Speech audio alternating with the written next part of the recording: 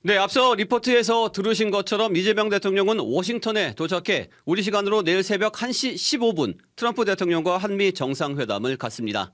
앞으로 우리 경제와 안보 상황에 있어서 중요한 갈림길이 될 한미 정상회담, 여기서 논의될 의제와 우리 측 준비 상황에 대해서 알아보겠습니다. 정치부 오수정 기자 나와 있습니다. 오 기자 안녕하세요. 안녕하세요. 네, 정상회담까지 8시간이 채 남지 않았어요. 일단 우리 측 준비 상황이 궁금한데요.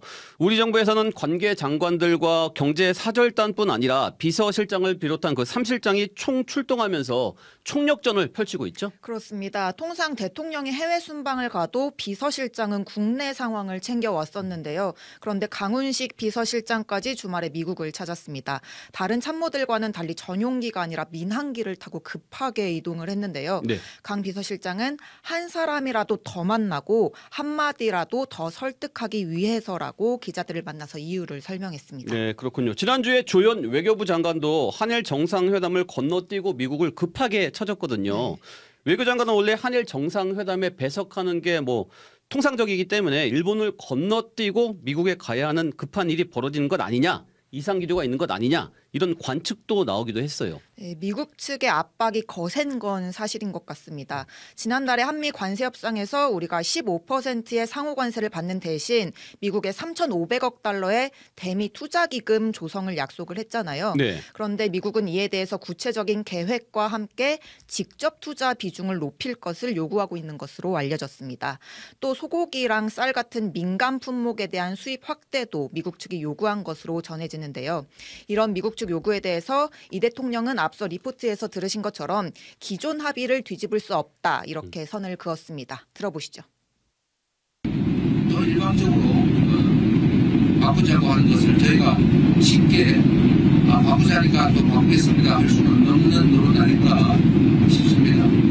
요구하는 바대로 다 들어주기 어려운 상황들이기 때문에 대한민국의 국익이 훼손되지 않도록 최대한 될 수 있도록 해야 되기 때문에 국익이 훼손되지 않도록 최대한 노력을 하겠다라는 이재명 대통령의 워딩이 있었고요. 이번 한미 정상회담에서 가장 중요한 의제로 꼽히는 게 바로 그 동맹 현대화로 표현되는 안보 문제라고 볼 수 있잖아요. 네. 이 부분에 대해서도 양국 간 이견이 좀 새어 나온다면서요. 그렇습니다. 주한미군의 역할과 규모를 조정하는 내용을 포함한 이 동맹 현대화 또한 이번 정상회담에서 중요하게 논의될 것으로 보이는데요. 사실 이 동맹 현대화 부분에 있어서는 한국과 미국의 구상이 동상이몽격입니다. 네. 우리 정부는 안보와 경제 또 기술 협력에 있어서 동맹을 발전시켜 나가자. 특히 미국 측에 한미 원자력 협정 개정을 통해서 기술 분야의 협력도 가능하다는 점을 어필을 하고 있습니다. 하지만 미국 생각은 다릅니다. 국방비 증액과 함께 주한미군의 전략적 유연성을 통해 중국 견제의 역할을 하기를 바라고 있습니다. 이 대통령은 오늘 기내간담회에서 전략적 유연성에 대해 미국과 이견이 있음을 인정을 했는데요. 이 부분도 들어보시겠습니다. 다만 좀 유연화에 대한 요구가 있는 건 사실이지만 또 우리 입장에서는 그렇게 쉽게 동의하기 어려운 문제라서 어쨌든 그러니까 주한미군의 미래형 전략화 그런 얘기는 우리 입장에서도 필요해요. 그래서 쓰는 단어들의 의미들이 조금씩 다르죠.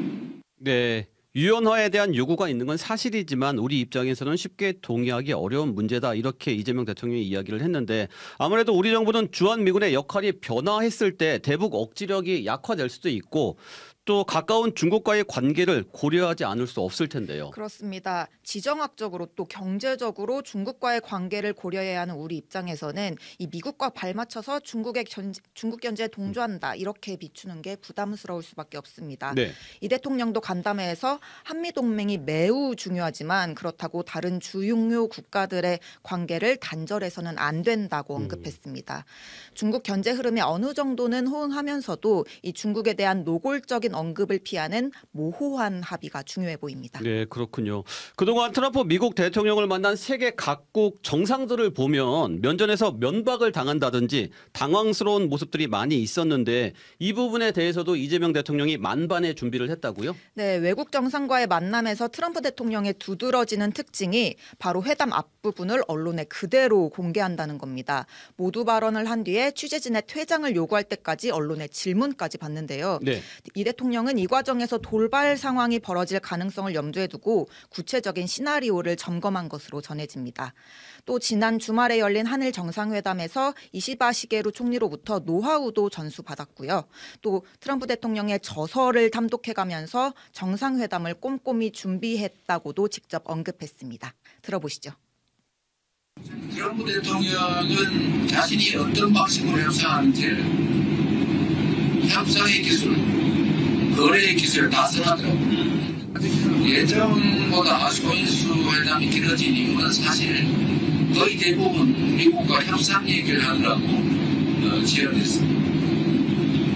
아주 자세한 얘기를 해주셨는데 네, 이번 회담에서는 주미대사로 내정된 강경화 전 외교부 장관도 배석할 것으로 전해집니다. 네.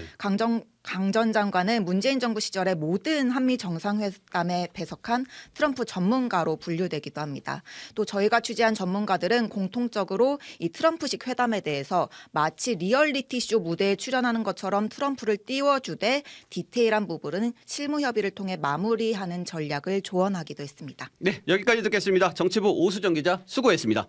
지금까지 CBS 박지환의 뉴스톡이었습니다. 노컷으로 보는 뉴스의 새로운 기준. 지금 알림과 구독 설정하시고 함께하세요.